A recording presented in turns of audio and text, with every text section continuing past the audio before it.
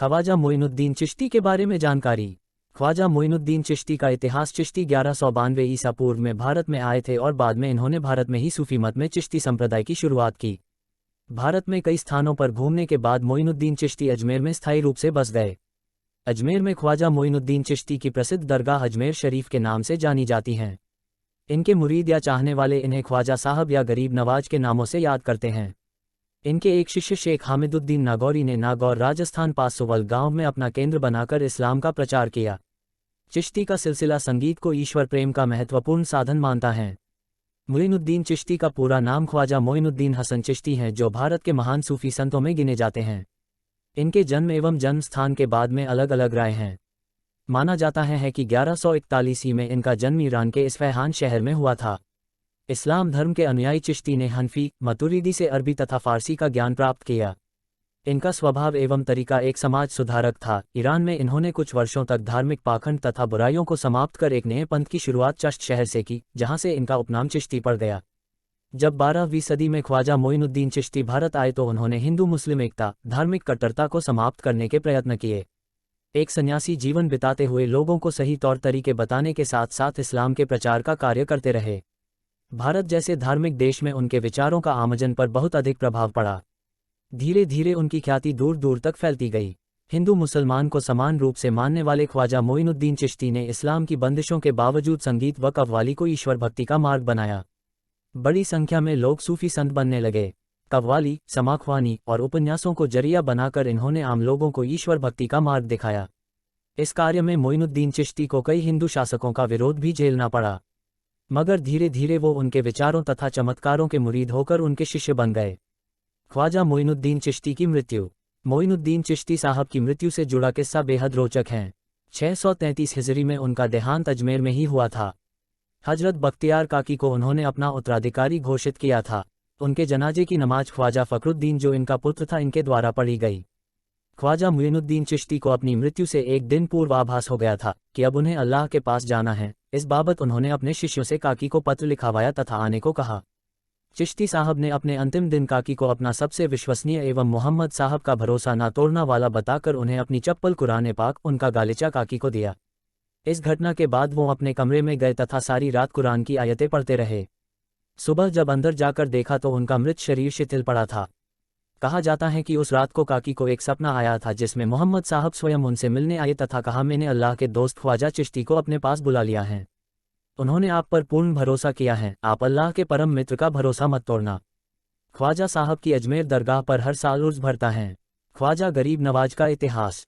ख्वाजा गरीब नवाज अर्थात ख्वाजा मोइनुद्दीन चिश्ती के संबंध में दो तरह की धारणाएं हैं, जिनमें प्रमुखता से गरीब नवाज की जिस छवि को इतिहास में महिमामंडित किया गया है वो एक उदारवादी, गरीबों के हितैषी, हिंदू मुस्लिम समन्वय के सूत्रधार एवं इस्लाम के मानने वाले एक सूफी संत की रही हैं। वही हाल में सर्वाधिक चर्चित अन्य मत के मुताबिक ख्वाजा मोइनुद्दीन एक हिंदू महिलाओं तथा बालिकाओं के साथ दुराचार करने वाले दुष्ट इंसान थे। दोनों मतों के अपने अपने तर्क एवं तथ्य हैं जिनकी प्रामाणिकता पर अभी भी सवाल हैं। कहा जाता है कि 1135 में ख्वाजा गरीब नवाज का जन्म हुआ था। इनके जन्मस्थल के बारे में दो अलग राय हैं, जिनके मुताबिक इराक के मोसुल अथवा सिस्तान में से किसी एक स्थान पर जन्म हुआ था। वे 1157 के आसपास हारून होते हुए विभिन्न देशों की यात्रा करते हुए अजमेरा पहुंचे तथा जीवन पर्यंत यही रह गए। ख्वाजा गरीब नवाज के पिता का नाम हजरत ख्वाजा ग्यासुद्दीन था एवं उनकी माताजी का नाम बीबी उम्मुल था। बालपन में इन्हें हसन नाम से पुकारा जाता था।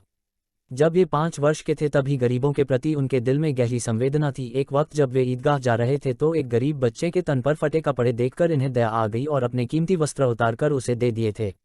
वह बालक आंखों से नहीं देख सकता था, अतः हसन उसे अपने साथ दरगाह ले गए तथा उसे नमाज पढ़ाए। इस तरह बचपन में गरीब नवाज ने मानव सेवा से ओतप्रेत कई कार्य किए। उम्र बने पर इन्हें तालीम के लिए मदरसे भेजा गया। इनकी आयु जब 9 वर्ष की थी तब पिताजी का देहावसान हो गया और गृहस्थी की जिम्मेदारियां संभालते रहे। इसी दौरान गरीब नवाज पर एक सूफी संत इब्राहिम कदोज की दृष्टि इन पर पड़ी। कदोज विख्यात सूफी संत और विद्वान थे। वे बालक हसन की मानव सेवा को देखकर बहुत प्रभावित हुए और उनके पास गए तथा अपनी झोली में से खल उसे दी।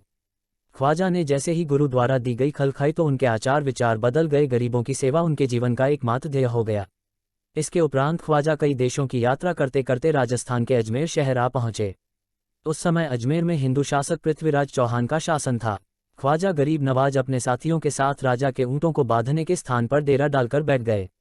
जब सैनिकों ने उन्हें ये कहते हुए उठने को कहा कि ये ऊँटों के बांधने का स्थान है तो ख्वाजा ये कहते हुए उठ गए कि आप अपने ऊँट बांधिए। कहते हैं उसके वहां से जाने के बाद जब ऊँटों को लाकर बांधा गया तो वे सुबह हजारों कोशिश करने के बाद भी नहीं उठे। जब ये घटना चौहान को पता चली तो उन्होंने अपने सैनिकों को उस सूफी संत से माफ़ी मांगने को कहा। ख्वाजा ने सैनिकों को माफ़ किया। जब वे वापस ऊँटों के पास पहुंचे तो वे स्वतः खड़े हो गए थे। अजमेर जिला की जानकारी व इतिहास। जयपुर से 135 किलोमीटर दूर दक्षिण पश्चिम में बसे अजमेर शहर की स्थापना 7वीं सदी में अजयपाल चौहान द्वारा की गई थी। जिस पर्वत की तलहटी में अजमेर बसा है उसे अजय मेरु अजय पर्वत कहते हैं। सांप्रदायिक सद्भाव संगम राजस्थान के हृदय स्थल व भारत का मक्का के उपनाम से भी अजमेर को जाना जाता है। अजमेर की स्थिति व परिचय। अजमेर राजस्थान का एक महत्वपूर्ण जिला है। इसे राजस्थान का हृदय उपनाम से भी जाना जाता है। अजमेरू पर्वत की तलहटी में बसा होने के कारण इसका नाम अजमेर पड़ा। अजयपाल चौहान नामक शासक ने अजमेर जिले की स्थापना की थी, जिनका मंदिर शहर से 9 से 10 किलोमीटर दूरी पर आज भी स्थित है। अजमेर जिले का क्षेत्रफल 8,841 वर्ग किमी तथा इसकी जनसंख्या 25,84,913 जनगणना 2011 के अनुसार है। तारागढ़ पहाड़ी पर स्थित है, जिसके नीचे ढलान में अजमेर शहर स्थित है। ये शहर उत्तर पश्चिमी रेलवे के दिल्ली अहमदाबाद मार्ग एवं राजधानी शहर जयपुर के साउथ वेस्ट में तकरीबन 140 किलोमीटर दूरी पर स्थित है। यहाँ पुष्कर की घाटी के गुलाब की खेती विश्व भर में प्रसिद्ध है तथा इत्र का बनाने का कार्य भी बड़े पैमाने पर किया जाता है।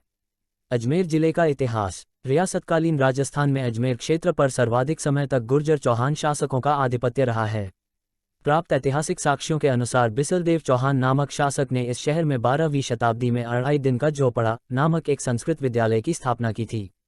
संभवतः इसे 2.5 दिन में बनाया गया था, जिसे बाद में कुतुबुद्दीन ऐबक ने तोड़कर तहस नहस कर दिया था। पृथ्वीराज चौहान तृतीय 1992 तक के राजपूती राजाओं के काल में अजमेर पर आधिपत्य पर इसके बाद मोहम्मद गौरी तत्पश्चात अजमेर क्षेत्र मुगलों के आधिपत्य में आ गया। ख्वाजा मुइनुद्दीन चिश्ती की दरगाह के कारण लगभग सभी मुगल शासकों का अजमेर से गहरा नाता रहा। विशेषकर अकबर को अजमेर से गहरा लगाव था। उसने यहाँ अपने निवास के लिए अकबर किले का भी निर्माण करवाया था। अंग्रेजी काल 1878 में इस क्षेत्र को अजमेर मेरवाड़ा 2 संयुक्त रियासतों के रूप में विभाजित कर दिया गया था। राजस्थान के एकीकरण के 7वें चरण 1956 में वृहत राजस्थान के साथ विलय कर आधुनिक राजस्थान का अहम हिस्सा बना लिया। यहाँ पर राजस्थान माध्यमिक शिक्षा बोर्ड का मुख्यालय इसी शहर में स्थित होने के कारण अजमेर राज्य का महत्वपूर्ण शैक्षिकी केंद्र है। ख्वाजा साहब की दरगाह। अजमेर शहर में स्थित ख्वाजा मोइनुद्दीन चिश्ती की दरगाह को मुस्लिम धर्मावलंबियों के प्रमुख तीर्थ मक्का के बाद दूसरा प्रमुख तीर्थ माना जाता है। दरगाह के निर्माण का प्रारंभ का शमसुद्दीन अल्तमश के शासनकाल 1211 से 1236 में हुआ था, जो 16वीं ईस्वी के आरंभ में मुगल सम्राट हुमायूं के समय पूरा हुआ था। इसमें सूफी संत ख्वाजा मुइनुद्दीन चिश्ती का मकबरा, 2 मस्जिद, एक महफिल खाना और एक भव्य द्वार बुलंद दरवाजा दर्शनीय है। हजरत शेख उस्मान हारूनी के शिष्य ख्वाजा मुइनुद्दीन चिश्ती की दरगाह में हर वर्ष हिजरी वर्ष के रजब माह की 1 से 6 तारीख तक विशाल उर्स भरता है, जो सांप्रदायिक सद्भाव का अनूठा उदाहरण है। अढ़ाई दिन का झोपड़ा। हिंदू मुस्लिम स्थापत्य कला का नायाब नमूना मानी जाने वाली इस इमारत का निर्माण अजमेर के प्रथम चौहान सम्राट बिसलदेव चौहान द्वारा सन 1153 में संस्कृत पाठशाला के लिए करवाया था। फिर मोहम्मद गौरी द्वारा सन 1192 में अजमेर पर आक्रमण के पश्चात कुतुबुद्दीन ऐबक ने इसे मस्जिद में परिवर्तित कर दिया। आनासागर झील। अजमेर की आनासागर झील राजस्थान की खूबसूरत झीलों में से एक है। इसका निर्माण पृथ्वीराज के दादा आनाजी अर्नोराज द्वारा 1135 से 50 के मध्य इस झील का निर्माण करवाया था। यहाँ सम्राट जहांगीर द्वारा दौलत बाग और शाहजहां द्वारा 1627 में संगमरमर बारहदरी का निर्माण करवाया था। सोनी जी की नसियां जैन तीर्थ। शहर के मध्य पर्यटकों को आकर्षित करती ऊंचे शिखर एवं मानस्तंभ वाली लाल पत्थर की यह इमारत प्रथम जैन तीर्थकर भगवान ऋषभदेव का मंदिर है। स्वसेठ मूलचंद जी सोनी द्वारा निर्मित ये जैन संप्रदाय का प्रसिद्ध मंदिर है। इसमें आदिनाथ भगवान की मूर्ति एवं संवत्सरण की रचना दर्शनीय है। पृथ्वीराज चौहान का स्मारक। तारागढ़ दुर्ग के सर्पाकार सड़क मार्ग पर स्थित यह स्मारक समुद्रतल से लगभग 1750 फीट की ऊंचाई पर स्थित है। इसका निर्माण नगर सुधार न्यास ने जनवरी 1996 में करवाया था। तारागढ़ पहाड़ी पर पृथ्वीराज तृतीय का स्मारक 13 जनवरी 1996 को राष्ट्र को समर्पित किया गया। तीर्थराज पुष्कर। अजमेर नगर से उत्तर पश्चिम में लगभग 11 किलोमीटर दूर स्थित है पुष्कर तीर्थराज। मार्ग में सुरम्य घाटी है, जो पुष्कर घाटी गुलाब की खेती के लिए प्रसिद्ध है के नाम से विख्यात है। ये तीर्थ समुद्री तीर्थ से 530 मीटर की ऊंचाई पर स्थित है। भारत में ब्रह्मा का एकमात्र प्राचीन मंदिर पुष्कर में ही है। कहा जाता है कि गुरु विश्वामित्र ने यहीं पर अपनी तपस्या की थी और भगवान राम ने मध्य पुष्कर के निकट गया कुंड पर अपने पिता दशरथ का पिंड तर्पण किया था। पुष्कर अजमेर में स्थित यह विश्व का एकमात्र ब्रह्मा मंदिर है। ये 14वीं शताब्दी में निर्मित हुआ था। तब से लेकर आज तक यहाँ ब्रह्मा की विधिवत पूजा होती है। अजमेर के अन्य महत्वपूर्ण दर्शनीय स्थल: सावित्री मंदिर। पुष्कर के दक्षिण में रत्नागिरी पर्वत पर ब्रह्मा जी की पत्नी सावित्री का मंदिर स्थित है। सलेमाबाद ये निम्बाक संप्रदाय की प्रधान पीठ है। रंगनाथ जी का मंदिर पुष्कर में द्रविड़ शैली में निर्मित भव्य महल जो मूलतः विष्णु मंदिर है। अपनी गोपुरम आकृति के लिए प्रसिद्ध रंगनाथ जी का मंदिर का निर्माण सेठ पूरनमल ने 1844 में करवाया था। वराह मंदिर पुष्कर चौहान शासक अर्नोराज द्वारा 12वीं सदी में निर्मित यह मंदिर विष्णु के वराह मंदिर के लिए प्रसिद्ध है। रामदेवरा थान खुंडियावास धाम अजमेर नागौर सीमा पर स्थित द्वितीय रामदेवरा के नाम से प्रसिद्ध बाबा रामदेव का स्थल जो परबतसर कस्बे के समीप स्थित है। इस स्थल को श्रद्धालु रामदेवरा के बाद रामदेवजी का दूसरा सबसे बड़ा स्थान मानते हैं। इसी कारण इसे मिनी रामदेवरा भी कहा जाता है। खोड़ा गणेश किशनगढ़ के निकट स्थित गणपति का मंदिर।